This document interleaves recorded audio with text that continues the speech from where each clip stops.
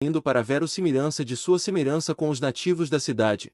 Ele procurou algum meio de alcançar a rua abaixo. Embora pudesse arriscar uma queda das beiradas do telhado, teme a fazê-lo para não atrair a atenção dos transeuntes e uma provável descoberta. Os telhados dos edifícios variavam em altura, mas como os tetos eram todos baixos, ele descobriu que podia facilmente se deslocar pelos telhados e fez isso por uma certa distância, até que repentinamente descobriu, logo à sua frente, várias figuras reclinadas sobre o telhado de um prédio próximo. Ele havia notado aberturas em cada telhado, evidentemente dando acesso aos apartamentos abaixo, e agora, seu avanço bloqueado por aqueles à sua frente, decidiu arriscar a chance de chegar à rua pelo interior de um dos prédios. Aproximando-se de uma das aberturas, inclinou-se sobre o buraco negro e ouviu atentamente porções de vida no apartamento abaixo. Nem seus ouvidos nem seu nariz registraram evidências da presença de qualquer criatura viva nas proximidades imediatas, e assim, sem mais hesitação, o homem macaco baixou seu corpo pelo orifício e estava prestes a cair quando seu pé entrou em contato com um degrau de uma escada, do qual ele imediatamente aproveitou para descer ao chão do cômodo abaixo. Aqui, tudo estava quase em total escuridão até que seus olhos se acostumaram ao interior, cuja escuridão era ligeiramente atenuada pela luz refletida de uma iluminação de rua distante que brilhava intermitentemente através das janelas estreitas voltadas para a via pública. Finalmente, convencido de que o apartamento estava desocupado, Tarzan procurou uma escada para o térreo. Ele encontrou em um corredor escuro pelo qual a sala se abria a um lance de degraus estreitos de pedra descendo em direção à rua. A sorte o favoreceu de tal modo que ele alcançou as sombras da arcada sem encontrar nenhum dos moradores da casa. Uma vez na rua, ele não ficou sem saber a direção para a qual queria ir, pois havia seguido os dois europeus praticamente até o portão, o que ele tinha certeza de que os tinha permitido entrar na cidade. Seu aguçado senso de direção e localização tornava possível para ele julgar com considerável precisão o ponto dentro da cidade onde poderia esperar encontrar o rastro daqueles que procurava. A primeira necessidade, no entanto, era descobrir uma rua que corresse paralela à muralha norte, pela qual ele pudesse avançar na direção do portão que havia visto desde a floresta. Percebendo que sua maior chance de sucesso residia na ousadia de suas ações, ele se dirigiu para a luz da rua mais próxima sem fazer qualquer outra tentativa de disfarce além de permanecer nas sombras do arcadão, que ele julgava não chamar atenção especial, já que via outros pedestres agindo da mesma forma. Os poucos que encontrou não lhe deram atenção, e ele quase havia alcançado o cruzamento mais próximo quando viu vários homens usando túnicas amarelas idênticas à que ele havia tomado de seu prisioneiro. Eles vinham diretamente em sua direção, e o homem macaco viu que, se continuasse, encontraria-os diretamente na interseção das duas ruas, à plena luz do flare. Sua primeira inclinação era seguir em frente, pois pessoalmente não tinha objeção em arriscar uma briga com eles, mas uma súbita lembrança da garota, possivelmente uma prisioneira indefesa nas mãos daquelas pessoas, fez com que ele buscasse algum outro plano de ação, menos arriscado. Ele quase tinha saído da sombra do arco para a luz plena do flare, e os homens que se aproximavam estavam a apenas alguns metros dele, quando de repente se ajoelhou e fingiu ajustar as tiras de suas sandálias, tiras que, aliás, ele não tinha a menor certeza de que havia ajustado da forma como seus fabricantes pretendiam. Ele ainda estava ajoelhado quando os soldados passaram por ao lado dele. Como os outros que ele havia ultrapassado, não lhe deram atenção, no momento em que ficaram atrás dele, ele continuou seu caminho, virando à direita na interseção das duas ruas. A rua que ele agora seguia era, nesse ponto, extremamente sinuosa, de modo que, na maior parte do tempo, não se beneficiava das luzes nos cantos, de forma que ele era praticamente obrigado a se guiar às apalpadelas nas sombras densas da arcada. A rua ficou um pouco mais reta pouco antes de ele alcançar a próxima luz, e quando a avistou, viu a figura de um leão recortada contra um pedaço de luz. A fera vinha lentamente pela rua na direção de Tarzan. Uma mulher atravessou o caminho diretamente à sua frente e o leão não lhe deu atenção,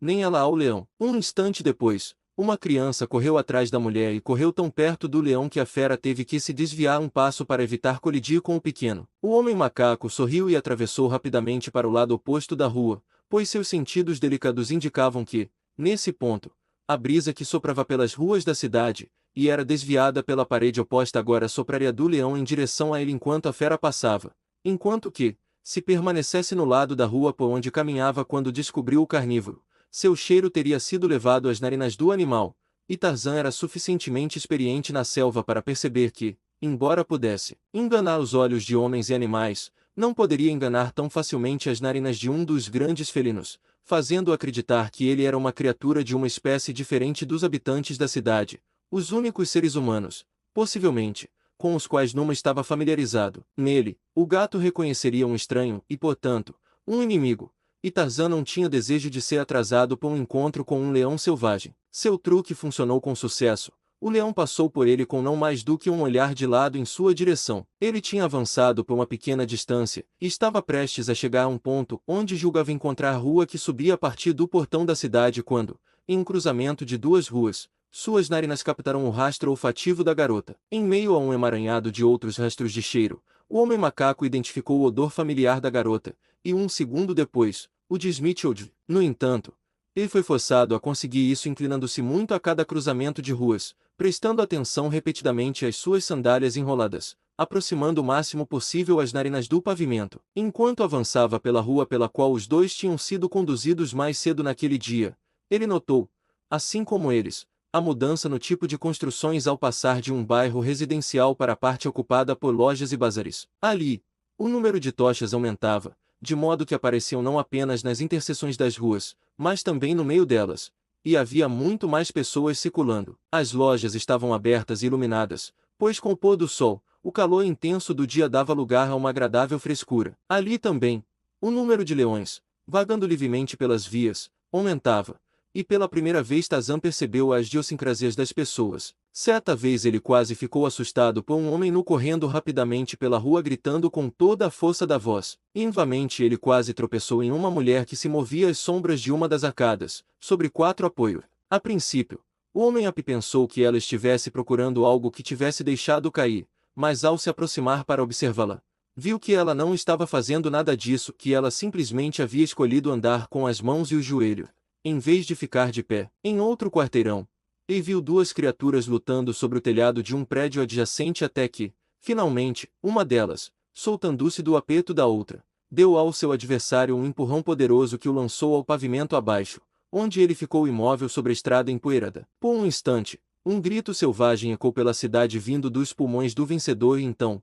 sem hesitar por um instante, o sujeito saltou de cabeça para a rua ao lado do corpo de sua vítima. Um leão saiu das sombras densas de uma porta e se aproximou das duas coisas ensanguentadas e sem vida à sua frente. Tarzan se perguntou qual efeito o cheiro de sangue teria sobre a fera e ficou surpreso ao ver que o animal apenas cheirou os cadáveres e o sangue vermelho quente, e depois deitou-se ao lado dos dois homens mortos. Ele havia passado pelo leão a apenas uma curta distância quando sua atenção foi atraída para a figura de um homem descendo laboriosamente do telhado de um prédio no lado leste da rua. A curiosidade de Tarzan foi despertada. Capítulo 21. No alcovite. Quando Smithfield percebeu que estava sozinho e praticamente indefeso em um recinto cheio de grandes leões, ele, em sua condição debilitada, estava quase em um estado de terror histérico. Apoiando-se na grade para se sustentar, não ousava virar a cabeça na direção das feras atrás dele. Sentiu seus joelhos fraquejarem sob seu peso. Algo dentro de sua cabeça girava rapidamente. Ele ficou muito tonto e enjoado,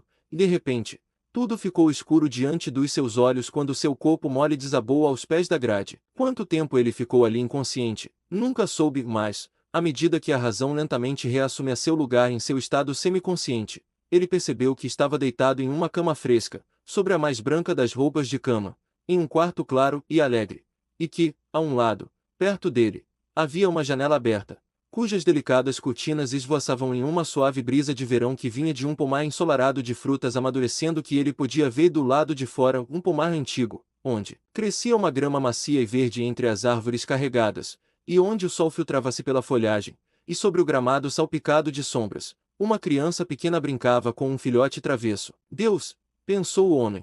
Que pesadelo horrível eu acabei de passar, e então sentiu uma mão acariciando sua testa e seu rosto, uma mão fresca e delicada que alisava suas lembranças perturbadoras. Por um longo minuto, Smithfield permaneceu em total paz e satisfação, até que gradualmente percebeu em seus sentidos o fato de que a mão havia se tornado áspera, e que já não estava fresca, mas quente e úmida, e de repente ele abriu os olhos e olhou para o rosto de um leão enorme. O tenente Harold Percy Smithfield não era apenas um cavalheiro inglês e um oficial de nome. Ele também era o que isso implicava, um homem corajoso, mas quando percebeu que a doce imagem que contemplava não passava de fruto de um sonho, e que na realidade ele ainda jazia onde havia caído, aos pés da grade, com um leão sobre ele, lambendo seu rosto, As lágrimas brotaram em seus olhos e escorreram pelas suas bochechas. Nunca, pensou ele, um destino ingrato havia pregado uma peça tão cruel em um ser humano. Por algum tempo ele ficou fingindo estar morto enquanto o leão, tendo cessado de lambê-lo, farejava ao redor de seu corpo. Existem algumas coisas em que a morte é preferível. E finalmente, veio ao inglês a percepção de que seria melhor morrer rapidamente do que permanecer nessa situação horrível até que sua mente se quebrasse sob a tensão e ele enlouquecesse. E assim, deliberadamente e sem pressa, ele se levantou, segurando-se na grade para apoio. Ao seu primeiro movimento, o leão rosnou, mas depois disso não prestou mais atenção ao homem. E quando, finalmente, Smithwick retomou os pés, o leão se afastou indiferente. Foi então que o homem se virou e olhou ao redor do cercado. Espalhados à sombra das árvores e deitados sobre o longo banco ao lado da parede sul, os grandes animais descansavam, com a exceção de 2 ou 3 que se moviam inquietos. Eram esses que o homem temia, e no entanto, quando mais 2 deles passaram por ele, ele começou a se sentir mais tranquilo, lembrando-se do fato de que eles estavam acostumados à presença humana, e, no entanto, ele não ousava se mover do gradil. Enquanto o homem examinava seus arredores, notou que os galhos de uma das árvores perto da parede mais distante se estendiam próximos a uma janela aberta. Se ele conseguisse alcançar aquela árvore e tivesse força para isso, poderia facilmente subir no galho e escapar, pelo menos, do recinto dos leões. Mas, para alcançar a árvore, ele teria que percorrer todo o comprimento do recinto, e bem ao lado do tronco da própria árvore 2 leões estavam estendidos, adormecidos. Por meia hora o homem ficou parado, olhando com desejo para essa aparente avenida de escape, e finalmente, com um juramento murmurado, ele se endireitou. Jogando os ombros para trás em um gesto de desafio, caminhou lenta e deliberadamente pelo centro do pátio. Um dos leões rondando se afastou da parede lateral e se moveu em direção ao centro, diretamente no caminho do homem. Mas Smithwick estava comprometido com o que considerava sua única chance, mesmo que temporária, de segurança. E assim continuou, ignorando a presença da fera. O leão se aproximou de seu lado e o cheirou e então, rosnando, mostrou os dentes. Smithwick sacou o revólver da camisa. Se ele decidiu me matar, pensou, não vejo como isso fará diferença a longo prazo se eu enfurecer ou não. Um miserável não pode me matar mais morto em um humor do que em outro. Mas com o movimento do homem ao retirar a arma da camisa, a atitude do leão mudou subitamente, e embora ainda rosnasse, ele se virou e pulou para longe. E então, finalmente, o inglês ficou quase aos pés da árvore que era seu objetivo, e entre ele e a segurança jazia um leão dormindo. Acima dele estava um galho que normalmente ele poderia alcançar com saltos sem esforço, mas fraco por causa de seus ferimentos e da perda de sangue. Ele duvidava de sua capacidade de fazê-lo agora. Havia até a questão de saber se ele conseguiria subir na árvore de todo modo. Havia apenas uma chance: o galho mais baixo deixava o tronco ao alcance de um homem em pé no chão, próximo ao caule da árvore. Mas para chegar a uma posição onde o galho seria acessível, ele precisava passar por cima do corpo de um leão. Respirando fundo, ele colocou um pé entre as pernas estendidas da fera e cuidadosamente levantou o outro para apoiá-lo do lado oposto do corpo dourado do animal. E se, ele pensou, o mendigo acordar agora? A sugestão enviou um arrepio por todo o seu corpo, mas ele não hesitou nem recuou o pé. Cuidadosamente, ele o colocou além do leão, transferiu seu peso para ele, com cautela. Colocou o outro pé ao lado do primeiro. Ele havia passado e o leão não havia acordado. Smithwick estava fraco pela perda de sangue e pelas dificuldades que havia enfrentado, mas a consciência de sua situação o impulsionou a mostrar de agilidade e energia que ele provavelmente mal conseguiria igualar quando em posse de sua força normal. Com sua vida dependendo do sucesso de seus esforços, ele se lançou rapidamente para os galhos mais baixos da árvore e subiu, fora do alcance de possíveis danos dos leões abaixo, embora o movimento repentino nos galhos acima deles tenha despertado ambas as feras adormecidas. Os animais levantaram a cabeça e olharam questionadores para cima por um momento e depois se reclinaram vivamente para retomar seu sono interrompido. O inglês havia tido tanto sucesso até então que de repente começou a se perguntar se em algum momento realmente estivera em perigo. Os leões, como ele sabia, estavam acostumados à presença de homens, mas ainda eram leões.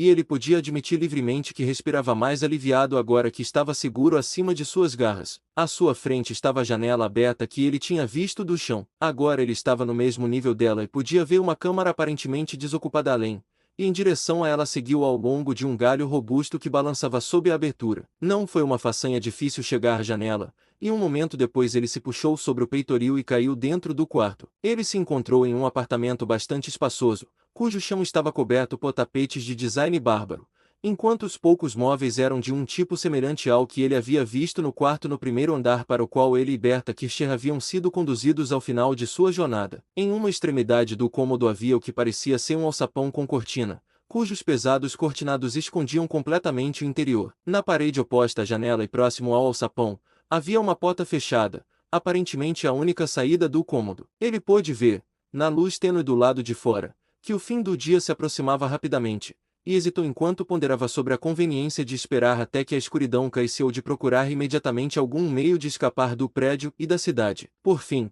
decidiu que não faria mal investigar além da sala, para que pudesse ter alguma ideia de como planejar melhor sua fuga após o anoitecer. Para esse fim, atravessou a sala em direção à porta, mas havia dado apenas alguns passos quando as cortinas diante do alçapão se separaram e a figura de uma mulher apareceu na abertura. Ela era jovem, de belas formas. O único tecido que se enrolava ao redor de seu corpo abaixo dos seios não deixava nenhum detalhe de suas proporções simétricas escondido, mas seu rosto era o rosto de um imbecil. Ao vê-la, Smith parou, momentaneamente esperando que sua presença provocasse gritos de socorro dela. Pelo contrário, ela se aproximou dele sorrindo, e quando estava perto, seus dedos longos e bem formados tocaram a manga de sua blusa rasgada como uma criança curiosa mexer em um brinquedo novo, e ainda com o mesmo sorriso, examinou-o da cabeça aos pés, absorvendo, com a maravilha de uma criança, cada detalhe de suas roupas. Atualmente, ela falava com ele com uma voz suave e bem modulada, que contrastava fortemente com sua aparência facial. A voz e a figura juvenil harmonizavam-se perfeitamente e pareciam pertencer uma à outra,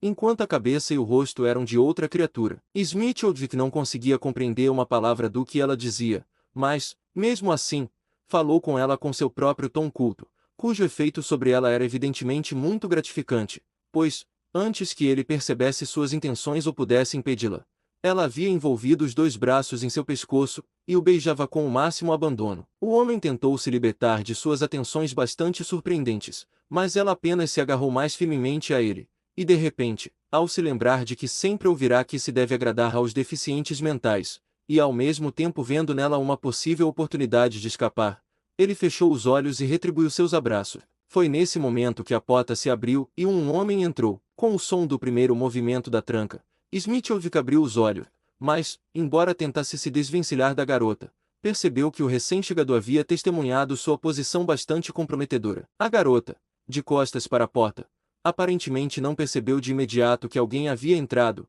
mas, quando percebeu, virou-se rapidamente, ao avistar o homem cujo rosto terrível agora estava distorcido com uma expressão de raiva horrível, gritou e fugiu em direção ao alçapão. O inglês, corado e constrangido, ficou parado onde ela o havia deixado. Com a súbita percepção da futilidade de tentar uma explicação, veio-a do aspecto ameaçador do homem, a quem ele agora reconheceu como o funcionário que os havia recebido na sala de baixo. O rosto do sujeito, lívido de fúria insana, e possivelmente, de ciúmes, estava se contraindo violentamente, acentuando a expressão maníaca que habitualmente tinha. Por um momento ele pareceu paralisado de raiva e então, com um grito estridente que se transformou em um uivo estranho, ele sacou seu sabre curvo e avançou contra o inglês. Para Smith não parecia haver esperança de escapar da arma afiada nas mãos do homem enfurecido, e embora sentisse certeza de que isso traria sobre ele uma morte igualmente repentina e possivelmente ainda mais terrível, ele fez a única coisa que lhe restava: sacou sua pistola e atirou diretamente no coração do homem que vinha em sua direção. Sem sequer um gemido, o indivíduo se precipitou para a frente, caindo aos pés de Smith morto instantaneamente com uma bala no coração. Por vários segundos, o silêncio de tuba reinou no apartamento. O inglês, em pé sobre a figura prostrada do homem morto, observava a porta com a arma em punho, esperando momentaneamente ouvir o som de passos daqueles que ele tinha certeza que imediatamente investigariam o relato da pistola. Mas nenhum som vindo de baixo indicou que alguém ali ouvirá a explosão, e logo a atenção do homem foi desviada da porta do nicho, entre cujas cortinas aparecia o rosto da garota. Os olhos estavam amplamente dilatados e a mandíbula inferior caiu em uma expressão de surpresa e admiração. O olhar da garota estava fixo na figura no chão, e logo em seguida, ela entrou sorrateiramente no quarto e caminhou na ponta dos pés em direção ao cadáver. Parecia estar constantemente pronta para fugir, e quando chegou a 2 ou 3 metros do corpo, parou e, olhando para Smith, fez alguma pergunta que ele, é claro, não pôde entender. Então ela chegou perto do lado do homem morto, ajoelhou-se no chão e tocou cuidadosamente o corpo. Atualmente, ela sacudiu o cadáver pelo ombro, e em seguida, com uma demonstração de força que seu delicado corpo de menina desmentia, virou o corpo de costas. Se ela tinha dúvidas antes, um olhar para os horríveis traços marcados pela morte deve tê-la convencido de que a vida havia se extinguido, e com essa percepção escapou de seus lábios uma série de risadas loucas e maníacas, enquanto com suas pequenas mãos batia no rosto e no peito erguido do homem morto. Era uma visão aterrorizante, da qual o inglês recuou involuntariamente, uma visão horrível e repugnante, que ele percebeu, talvez nunca fosse testemunhar fora de um hospício ou desta cidade medonha. No meio de sua celebração frenética pela morte do homem, Smithfield não conseguia atribuir suas ações a outra causa. Ela de repente cessou seus ataques inúteis sobre a carne insensível. Pulando de pé, correu rapidamente para a porta, onde cravou uma tranca de madeira em seu encaixe, assim os protegendo de qualquer interferência externa. Então, ela voltou ao centro da sala e falou rapidamente com o inglês, gesticulando ocasionalmente em direção ao corpo do homem morto. Quando ele não conseguiu compreender, ela logo se irritou e, em uma súbita histeria de loucura, avançou como se fosse atacar o inglês. Smithfield recuou alguns passos e apontou sua pistola para ela. Embora devesse estar louca, ela evidentemente não estava tão louca a ponto de não ter conectado o estalo alto. A arma diminuiu a morte súbita do homem na casa em que ela vivia, pois ela imediatamente desistiu e, tão de repente quanto havia surgido, seu estado homicida desapareceu. Invamente, o sorriso vazio e imbecil tomou conta de suas feições, e sua voz, perdendo sua aspereza, retomou os tons suaves e bem modulados com os quais ela havia se dirigido a ele pela primeira vez. Agora, ela tentou indicar seus desejos por sinais e, acenando para que Smithfield seguisse, dirigiu-se aos cortinados e, abrindo-os, revelou o alçapão. Era mais do que um simples alçapão, sendo uma sala de tamanho considerável, pesada com tapetes e cortinados, e com divãs mácios e almofadados. Virando-se na entrada, ela apontou para o cadáver no chão da sala externa, e então, atravessando o alçapão, ergueu algumas cortinas que cobriam um divã e caíram ao chão de todos os lados, revelando uma abertura sob o móvel. Para essa abertura ela apontou e depois novamente para o cadáver, indicando claramente ao inglês que era seu desejo que o corpo fosse escondido ali. Mas se ele tivesse alguma dúvida, ela tentou dissipá-la ao agarrar sua manga e impulsioná-lo na direção do corpo, que os dois então levantaram, metade carregando e metade arrastando para o alçapão. A princípio encontraram alguma dificuldade ao tentar forçar o corpo do homem no pequeno espaço que ela havia escolhido para ele, mas eventualmente conseguiram. Smithfield ficou vivamente impressionado com a brutalidade demoníaca da garota. No centro da sala havia um tapete manchado de sangue, que a garota rapidamente recolheu e cobriu sobre um móvel de tal maneira que a mancha ficasse escondida. Ao reorganizar os outros tapetes e trazer um da alcova, ela restaurou a ordem no quarto, de modo que não havia nenhum indício externo da tragédia que havia acontecido ali recentemente. Com essas tarefas concluídas, e as cortinas vivamente cobrindo o sofá de modo a esconder a coisa horrível por baixo, a garota mais uma vez envolveu os braços em torno do pescoço do inglês e o arrastou em direção às almofadas macias e luxuosas acima do morto. Consciente de forma aguda do horror de sua situação, preenchido de repulsa, nojo e um senso ultrajado de decência, Smithfield também estava intensamente alerta às exigências da autopreservação. Ele sentia que estava autorizado a comprar sua vida a quase qualquer preço, mas havia um ponto em que sua natureza mais nobre rebelava-se. Foi nesse momento que um forte batido soou na porta da sala externa. Saltando do sofá, a menina agarrou o braço do homem e o arrastou com ela até a parede próxima à cabeceira do sofá. Ali, ela puxou uma das cortinas, revelando uma pequena nicho atrás, para o qual empurrou o inglês e deixou a cortina cair diante dele, escondendo-o efetivamente da vista dos quartos além. Ele a ouviu atravessar o alçapão até a porta da sala externa, e ouviu o ferrolho ser retirado, seguido pela voz de um homem misturada com a da garota. Os tons de ambos pareciam racionais, de modo que ele poderia estar ouvindo uma conversa comum em algum idioma estrangeiro. No entanto, com as experiências horríveis do dia atrás dele, não podia deixar de esperar momentaneamente algum surto insano vindo de além das cortinas. Ele percebeu pelos sons que os dois haviam entrado no alçapão e, impulsionado pelo desejo de saber com que tipo de homem ele poderia ter que lidar a seguir,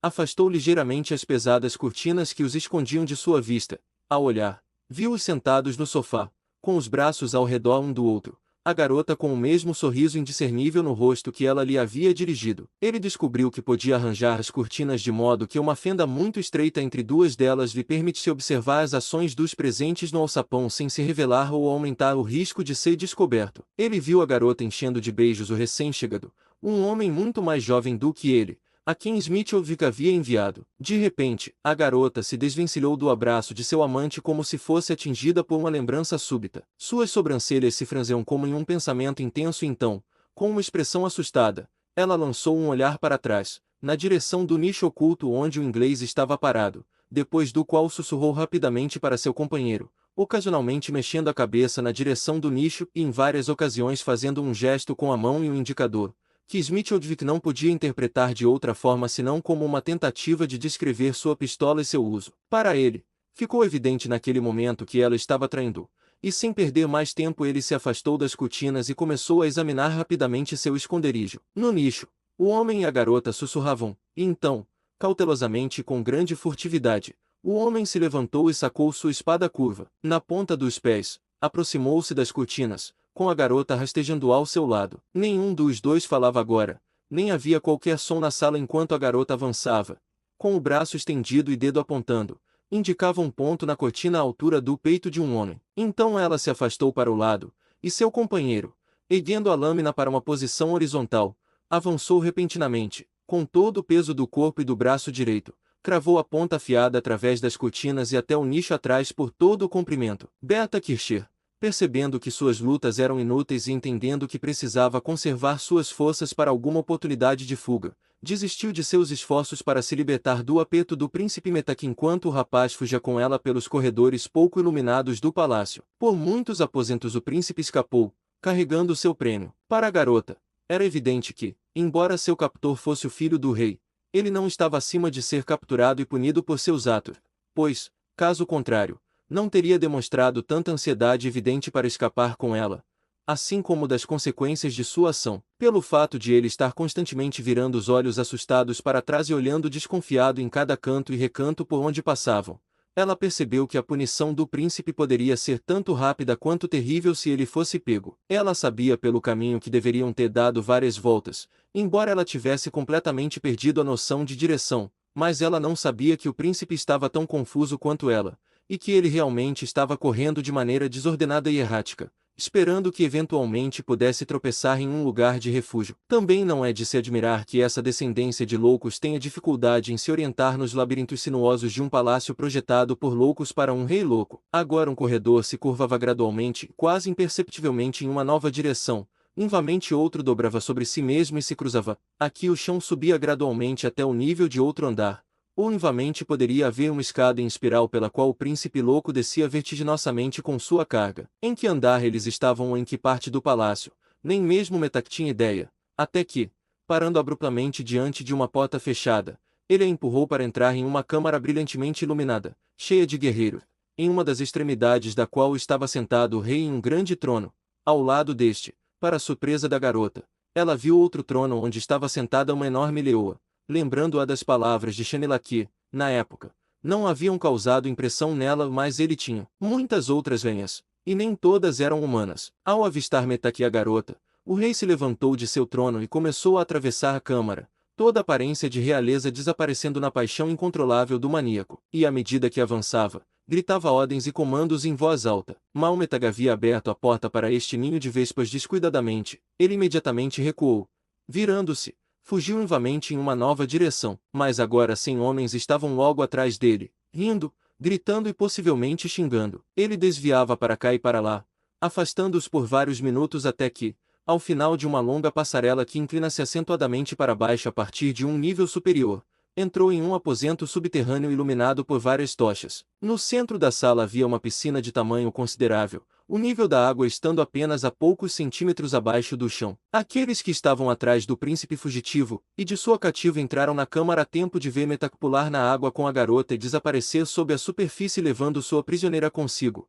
E, embora esperassem ansiosamente ao redor da borda da piscina, nenhum dos dois voltou a emergir. Quando Smithwick se virou para investigar seu esconderijo, suas mãos, tateando a parede traseira, imediatamente entraram em contato com os painéis de madeira de uma porta e com um trinco como aquele que segurava a porta da sala externa. Com cuidado e em silêncio, puxando a barra de madeira, ele empurrou gentilmente o painel e percebeu que a porta se abria facilmente, sem fazer barulho para a escuridão total. Movendo-se cuidadosamente e sentindo o caminho à frente a cada passo, ele saiu da nicho, fechando a porta atrás de si. Sentindo ao redor, ele descobriu que estava em um corredor estreito, que percorreu cautelosamente por alguns metros até ser abruptamente interrompido por aquilo que parecia ser uma escada atravessando o caminho. Ele tocou cuidadosamente o obstáculo com as mãos até ter a certeza de que era realmente uma escada e que uma parede sólida estava logo além dela, terminando o corredor. Portanto, como não podia seguir em frente como a escada terminava no chão sobre o qual estava parado, e como não queria voltar pelos seus passos,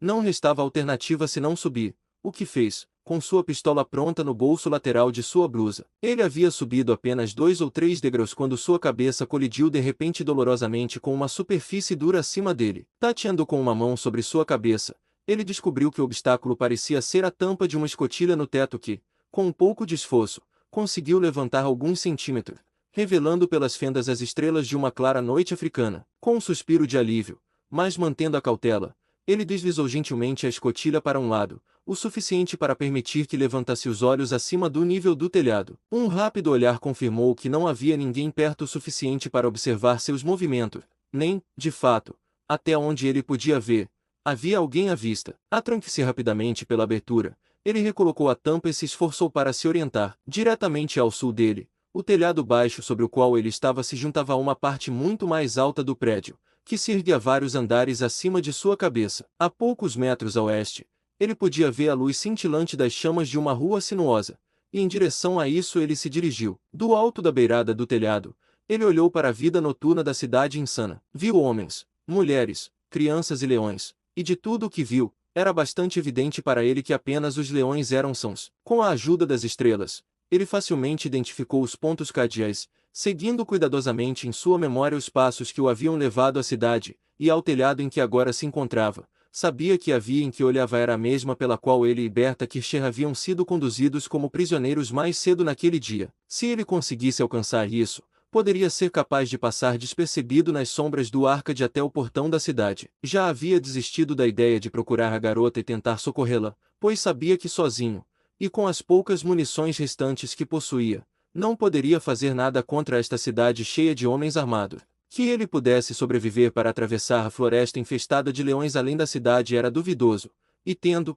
por algum milagre, chegado ao deserto além, seu destino certamente estaria selado, mas ainda assim, era consumido por apenas um desejo de deixar para trás, o mais distante possível, esta horrível cidade de maníaco. Ele viu que os telhados se elevavam até o mesmo nível em que ele estava, ininterruptos a norte até o próximo cruzamento de ruas. Bem abaixo dele havia um clarão. Para alcançar a calçada com segurança, era necessário que ele encontrasse uma parte da avenida o mais escura possível. E assim, ele procurou ao longo da beirada dos telhados um lugar onde pudesse descer em relativo segredo. Ele havia avançado um pouco além de um ponto onde a rua fazia uma curva abrupta para leste antes de descobrir um local que lhe agradasse suficientemente. Mas mesmo ali ele foi obrigado a esperar um tempo considerável por um momento satisfatório para sua descida, que ele havia decidido fazer por um dos pilares da arcada. Cada vez que se preparava para se abaixar sobre a beirada dos telhados, passos aproximando-se de um lado ou de outro dissuadiam, até que, por fim, ele quase chegou à conclusão de que teria que esperar toda a cidade dormir antes de continuar sua fuga. Mas finalmente chegou o momento que ele considerou propício, embora com inquietação interior. Foi com calma exterior que iniciou a descida até a rua abaixo. Quando finalmente ele se encontrou debaixo do átrio, estava se felicitando pelo sucesso que tinha alcançado em seus esforços até aquele momento quando, ao ouvir um leve som atrás de si, virou-se para ver uma figura alta com a túnica amarela de um guerreiro confrontando. Capítulo 22. Fora da nicho. Numa. O leão rosnou inutilmente em fúria perplexa enquanto escorregava de volta ao chão aos pés do muro após sua tentativa sem sucesso de arrastar o homem-macaco fugitivo. Ele se preparava para fazer um segundo esforço para seguir sua presa em fuga quando seu nariz captou uma qualidade, até então despercebida, no rastro de cheiro de sua presa pretendida. Cheirando o chão que os pés de Tarzan mal haviam tocado, o rosnado de Numa se transformou em um ganido baixo, pois ele havia reconhecido o rastro de cheiro da criatura humana que o havia resgatado do poço dos Vamabur. Que pensamentos passavam por aquela cabeça enorme? Quem pode dizer? Mas agora não havia sinal de fúria frustrada enquanto o grande leão se virava e se movia majestuosamente para o leste ao longo do muro. Na extremidade leste da cidade, ele se voltou para o sul, continuando seu caminho para o lado sul do muro, onde estavam os currais e cercados onde os rebanhos herbívoros eram engordados para os exércitos de leões domesticados dentro da cidade. Os grandes leões negros da floresta se alimentavam com quase a mesma imparcialidade da carne dos herbívoros e dos homens. Como numa do poço,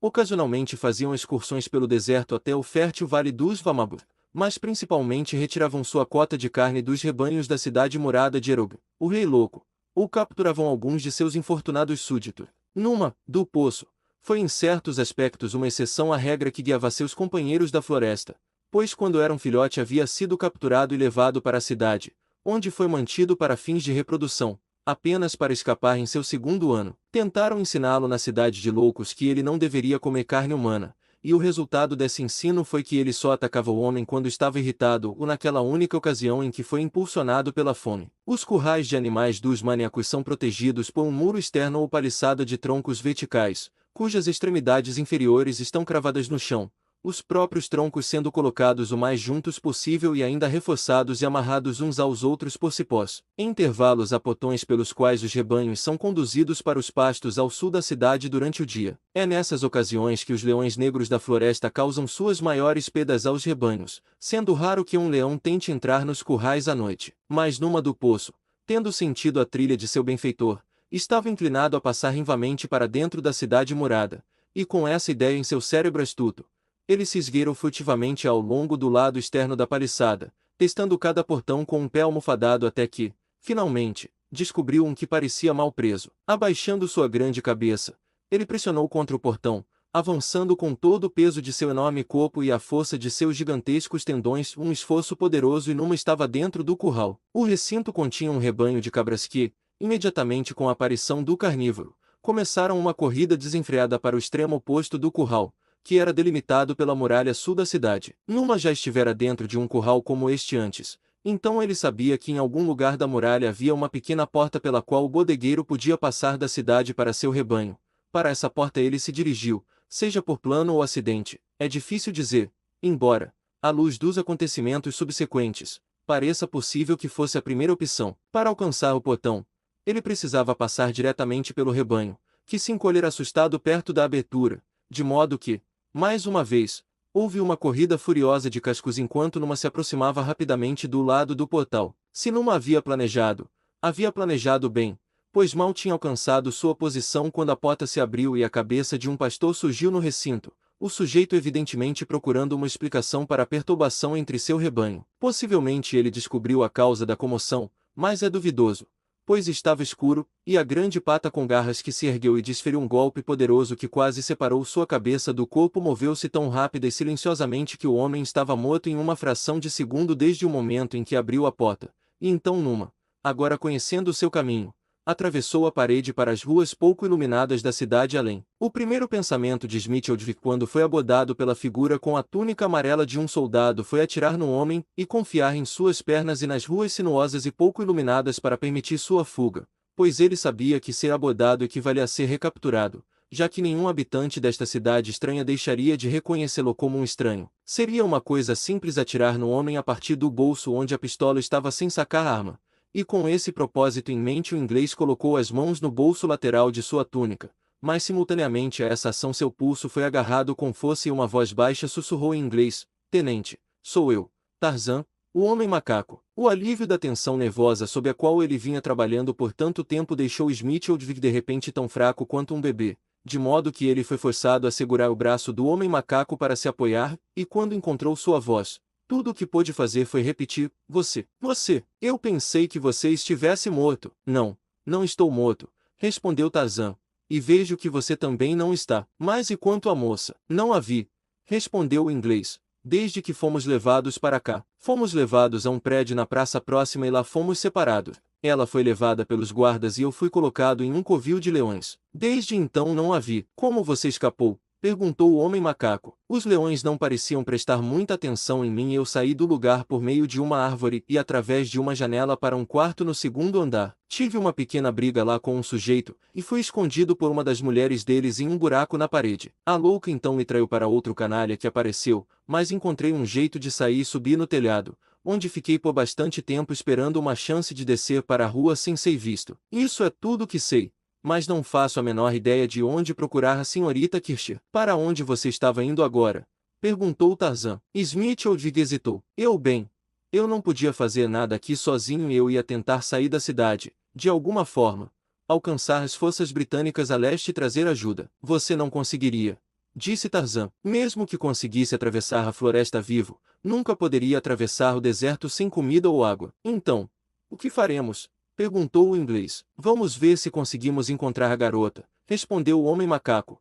E então, como se tivesse esquecido da presença do inglês e estivesse discutindo para se convencer. Ela pode ser alemã e uma espiã, mas é uma mulher branca, não posso deixá-la aqui. Mas como vamos encontrá-la? Perguntou o inglês. Eu a segui até aqui, respondeu Tarzan.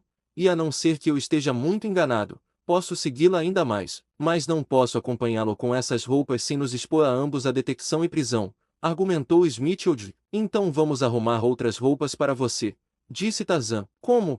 Perguntou o inglês. Volte ao telhado próximo à muralha da cidade de onde eu entrei, respondeu o homem macaco com um sorriso sinistro. E pergunte ao homem no morto lá como eu consegui meu disfarce. Smithfield olhou rapidamente para seu companheiro. Já sei, exclamou. Eu sei onde há um sujeito que não precisa mais de suas roupas. E se conseguirmos voltar a este telhado, acho que podemos encontrá-lo e pegar suas roupas sem muita resistência. Apenas uma garota e um jovem que poderíamos facilmente surpreender e dominar. O que você quer dizer? Perguntou Tarzan. Como você sabe que o homem não precisa mais de suas roupas? Eu sei que ele não precisa delas, respondeu o inglês. Porque eu matei. Ah! Exclamou o homem macaco. Entendi. Acho que pode ser mais fácil assim do que enfrentar um desses caras na rua, onde há mais chance de sermos interrompidos. Mas como vamos chegar ao telhado de novo? Afinal, perguntou Smithfield. Do mesmo jeito que você desceu, respondeu Tarzan. Este telhado é baixo, e há uma pequena saliência formada pelo capitel de cada coluna. Percebi isso quando você desceu. Alguns prédios não teriam sido tão fáceis de negociar. Smithfield olhou para cima, em direção às beiras do telhado baixo. Não é muito alto, disse ele, mas receio que não vou conseguir. Vou tentar, estou bem fraco desde que um leão me atacou e os guardas me bateram.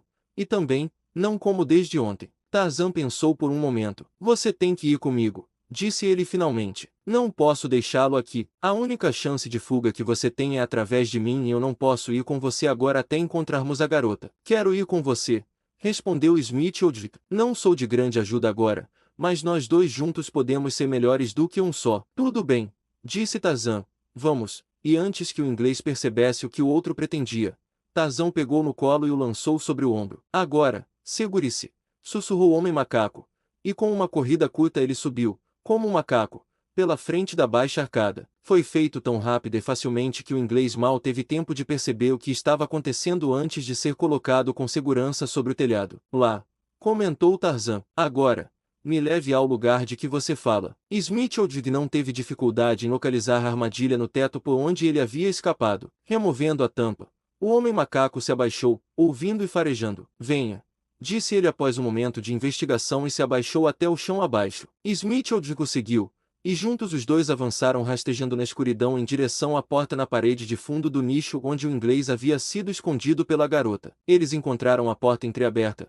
Ao abri-la, Tarzan viu um fio de luz passando pelas cortinas que a separavam do alçapão. Aproximando o olhar da abertura, viu a garota e o jovem de quem o inglês falará sentados em lados opostos de uma mesa baixa sobre a qual a comida era espalhada. Servindo-os estava um negro gigante, e era ele quem o homem macaco observava mais de perto. Familiarizado com as idiosincrasias tribais de um grande número de tribos africanas em uma proporção considerável do continente negro, o Tarmangani finalmente se sentiu razoavelmente seguro de saber de que parte da África esse escravo havia vindo, e o dialeto de seu povo. Havia, no entanto, a possibilidade de que o sujeito tivesse sido capturado na infância e que, ao longo dos anos de não uso, sua língua nativa tivesse se perdido.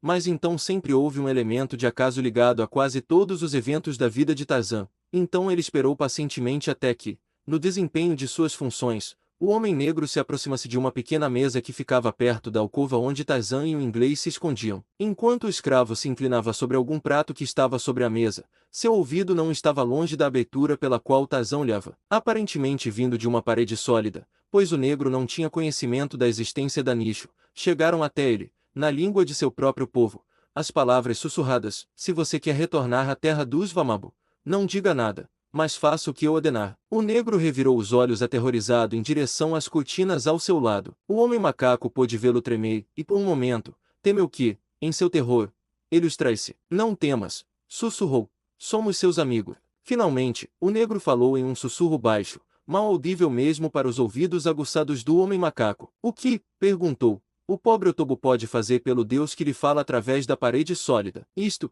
respondeu Tarzan. 2 de nós estão entrando nesta sala. Ajude-nos a impedir que este homem e esta mulher escapem ou gritem, chamando outros para ajudá-los. Eu ajudarei você, respondeu o negro, a mantê-los nesta sala, mas não tema que seus gritos atraiam outro.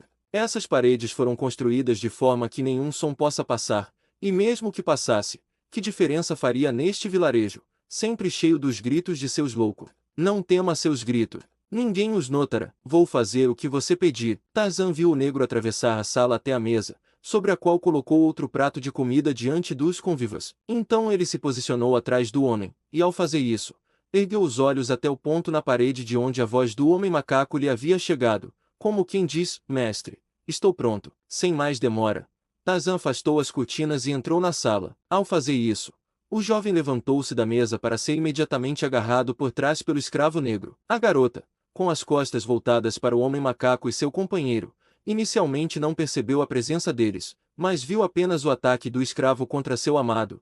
Com um grito alto, avançou para ajudar este último. Tarzan saltou ao lado dela e colocou uma mão pesada sobre seu braço antes que pudesse interferir nas atenções de Otobo ao jovem. A princípio, ao se voltar para o homem macaco, seu rosto refletia apenas fúria louca, mas quase instantaneamente isso se transformou no sorriso insípido com o qual Smithfield já estava familiarizado, e seus dedos delicados começaram a fazer sua suave avaliação do recém-chegado. Quase imediatamente ela descobriu Smithfield, mas não havia nem surpresa nem raiva em sua face. Evidentemente, a pobre criatura louca conhecia apenas 2 estados de ânimo principais, de um para o outro ela mudava com rapidez relâmpago. Observe-a por um momento, disse Tarzan em inglês, enquanto eu desarmo aquele sujeito. E aproximando-se do jovem que Otobo estava tendo dificuldade em subjugar, Tarzan tomou o sabre. Diga a eles, disse ao negro, se você fala a língua deles, que não faremos mal algum se nos deixarem em paz e nos permitirem partir sem problemas. O negro vinha olhando para Tarzan com os olhos arregalados, evidentemente sem compreender como aquele deus poderia aparecer em uma forma tão material, e com a voz de um guana branco e o uniforme de um guerreiro desta cidade a qual ele evidentemente não pertencia. Mas, no entanto, sua primeira confiança na voz que lhe oferecia liberdade não diminuiu, e ele fez o que Tarzan lhe ordenou. Eles querem saber o que você quer, disse Otobo, depois de ter falado com o homem e a moça. Diga a eles que queremos comida por um lado, disse Tarzan, e outra coisa que sabemos onde encontrar neste quarto. Pegue a lança do homem. Otobo, vejo-a encostada na parede, no canto do quarto. E você, tenente, pegue a espada dele. E então novamente para Otobo. Eu vou vigiar o homem enquanto você vai buscar aquilo que está debaixo do sofá junto a esta parede. E Tarzan indicou a localização do móvel. Otobo, treinado para obedecer, fez o que lhe foi ordenado. Os olhos do homem e da garota o seguiram, e enquanto ele afastava as cortinas e arrastava para fora o cadáver do homem que Smithfield havia matado, o namorado da garota soltou um grito alto e tentou pular para o lado do cadáver. Tarzan, no entanto, o segurou e então o sujeito se voltou contra ele com dentes e unhas. Não foi sem grande dificuldade que Tarzan finalmente dominou o homem, e enquanto Otobo removia as roupas externas do cadáver, Tarzan perguntou ao negro se deveria questionar o jovem sobre sua evidente excitação ao ver o corpo. Posso lhe dizer, Guana, respondeu Otobo. Este homem era seu pai. O que ele está dizendo à garota? Perguntou Tarzan. Ele está perguntando a ela se sabia que o corpo de seu pai estava debaixo do sofá, e ela está dizendo que não sabia disso. Tarzan repetiu a conversa para Smithfield, que sorriu. Se o sujeito pudesse ver ela removendo todas as evidências do crime e organizando a disposição do sofá de forma que o corpo ficasse escondido depois que ela me ajudou a arrastá-lo pela sala, ele não teria muita dúvida sobre o conhecimento dela sobre o assunto. O tapete que você vê pendurado sobre o banco no canto foi colocado para esconder a mancha de sangue de certa forma. Eles não são tão loucos assim. O homem negro agora havia retirado as roupas externas do homem morto, e Smith ouve que estava rapidamente vestindo-as sobre suas próprias roupas. E agora, disse Tarzan, vamos nos sentar e comer. Pouco se consegue de estômago vazio. Enquanto comiam, o homem macaco tentou manter uma conversa com os 2 nativos através de Otobo. Ele soube que estavam no palácio que pertencia ao homem morto deitado no chão ao lado deles. Ele ocupava uma posição oficial de alguma natureza, e ele e sua família pertenciam à classe dominante, mas não eram membros da corte. Quando Tarzan os questionou sobre Berta Kircher, o jovem disse que ela havia sido levada ao palácio do rei, e quando perguntado o motivo, respondeu, para o rei, é claro. Durante a conversa, tanto o homem quanto a garota pareceram bastante racionais, chegando até a fazer algumas perguntas sobre o país de onde haviam vindo seus convidados não convidados, e demonstrando grande surpresa ao serem informados de que havia algo além de desertos sem água além do seu próprio vale. Quando Otobo perguntou ao homem,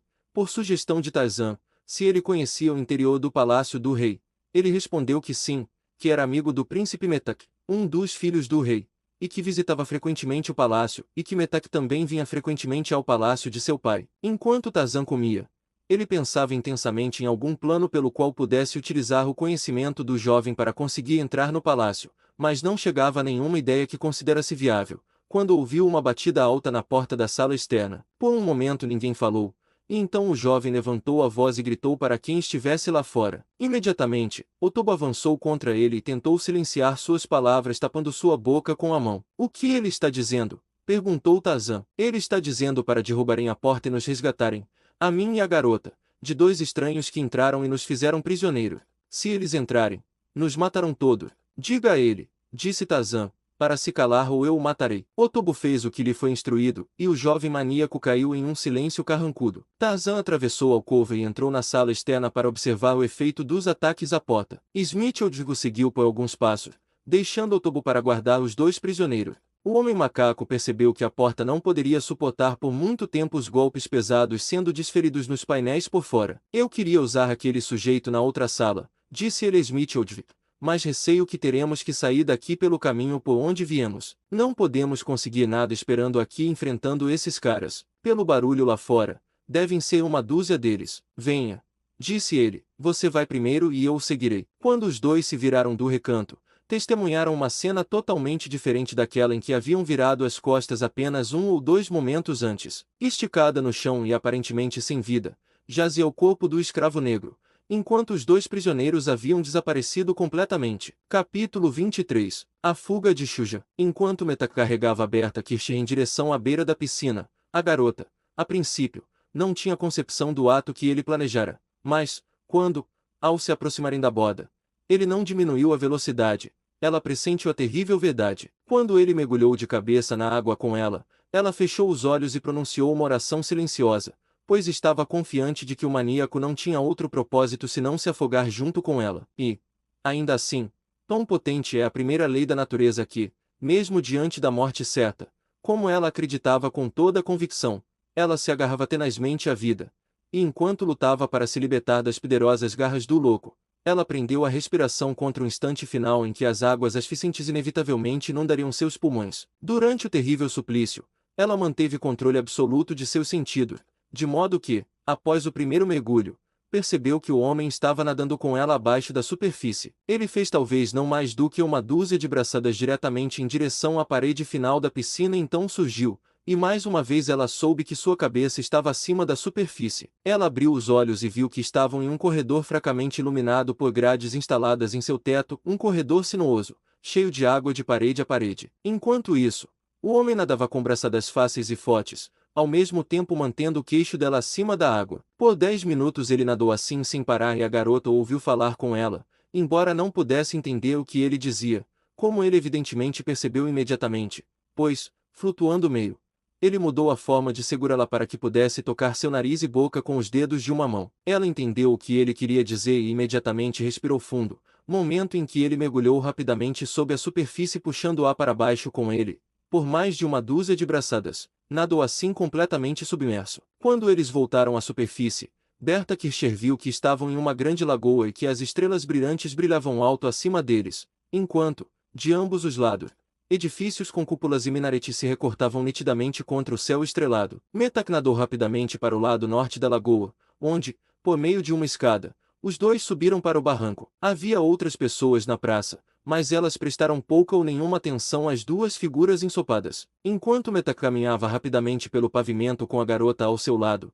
Berta Kircher só podia imaginar as intenções do homem. Ela não conseguia ver nenhuma maneira de escapar, e portanto, foi docilmente com ele, esperando contra todas as esperanças que alguma circunstância fortuita pudesse surgir eventualmente e lhe dar a cobiçada chance de liberdade e vida. Metaka conduziu até um prédio que, ao entrar, ela reconheceu como o mesmo para o qual ela e o tenente Smithfield haviam sido levados quando foram trazidos para a cidade. Não havia nenhum homem sentado atrás da escrivaninha esculpida agora, mas pela sala havia uma dúzia ou mais de guerreiros com as túnicas da casa a qual pertenciam, neste caso brancas, com um pequeno leão em forma de brasão ou emblema no peito e nas costas de cada um. Quando Metaka entrou e os homens o reconheceram, eles se levantaram, e em resposta a uma pergunta que ele fez, eles apontaram para uma porta arqueada na parte de trás da sala. Para lá Metaka conduziu a garota e então, como se tomado por uma súbita desconfiança, seus olhos se estreitaram astutamente, e, voltando-se para os soldados, ele deu uma ordem que fez com que todos eles o precedessem através da pequena porta e subissem uma escada a uma curta distância dali. A escada e o corredor acima eram iluminados por pequenas tochas que revelavam várias portas nas paredes do passadiço superior. A uma dessas portas os homens conduziram o príncipe. Berta Kircher os viu bater na porta e ouviu uma voz responder fracamente através da espessa porta ao chamado. O efeito sobre aqueles ao redor dela foi elétrico. Instantaneamente, a excitação dominou o ambiente, e em resposta às ordens do filho do rei,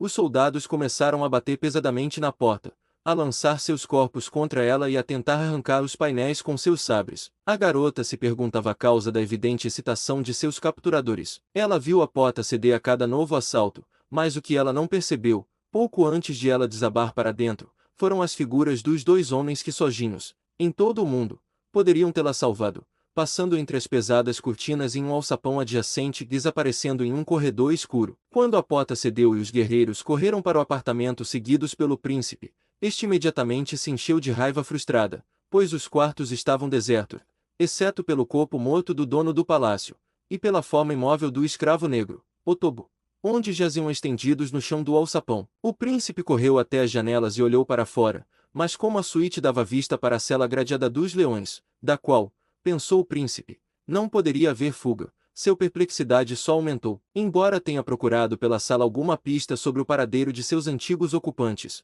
não descobriu o nicho por trás das cortinas. Com a instabilidade da loucura, rapidamente se cansou da busca, e voltando-se para os soldados que o haviam acompanhado do andar de baixo, os dispensou. Depois de consertar a porta quebrada da melhor forma possível, os homens saíram do apartamento e quando ficaram novamente sozinhos, Metaka se voltou para a garota. À medida que se aproximava dela, seu rosto se contorcia em um sorriso horrível, seus traços trabalhavam rapidamente em espasmos convulsivos. A garota, que estava parada na entrada da alcova, recuou, o horror refletido em seu rosto. Passo a passo, ela foi para trás pelo quarto, enquanto o maníaco agachado rastejava silenciosamente atrás dela com dedos em forma de garras preparados, antecipando o momento em que pulariam e a agarrariam. Ao passar pelo corpo do negro, seu pé tocou algum obstáculo ao lado, e ao olhar para baixo, viu a lança com a qual se supunha que Otobo mantivesse os prisioneiros. Instantaneamente, ela se inclinou para a frente e a segurou do chão com a ponta afiada apontada para o corpo do louco. O efeito sobre Metaka foi elétrico. Saindo do silêncio furtivo, ele rompeu em risadas estridentes e, empunhando seu sabre, dançava de um lado para o outro diante da garota, mas para onde quer que fosse, a ponta da lança ainda o ameaçava. Gradualmente, a garota percebeu uma mudança no tom dos gritos da criatura, que também se refletia na expressão mutante de seu rosto horrível. Sua risada histérica estava lentamente se transformando em gritos de raiva, enquanto a careta boba em seu rosto era substituída por uma carranca feroz e lábios enrugados para cima, que revelavam os dentes afiados por baixo. Ele agora corria rapidamente quase até a ponta da lança, apenas para pular para longe, correr alguns passos para um lado e novamente tentar entrar, enquanto atacava e golpeava a lança com tanta violência que era com dificuldade que a garota mantinha sua guarda, e todo o tempo era obrigada a ceder terreno passo a passo. Ela havia chegado ao ponto em que estava encostada de frente no sofá ao lado da sala quando, com um movimento incrivelmente rápido, Metaka se abaixou e, agarrando um banquinho baixo, lançou-o diretamente em sua cabeça. Ela ergueu a lança para se defender do pesado projétil,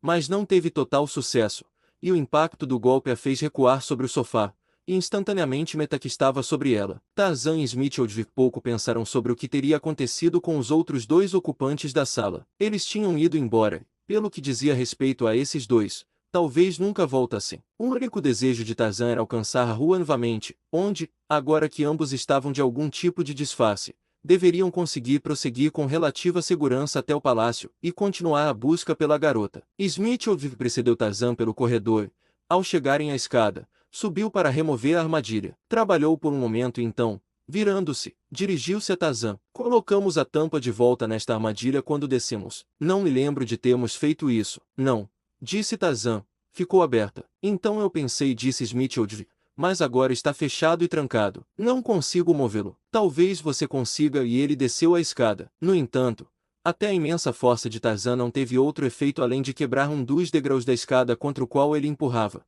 quase precipitando-o para o chão abaixo. Depois que o degrau quebrou, ele descansou por um momento antes de retomar seus esforços, e ao ficar de pé com a cabeça próxima à tampa da armadilha, ouviu distintamente vozes no telhado acima dele. Abaixando-se ao lado de Oldvik, ele contou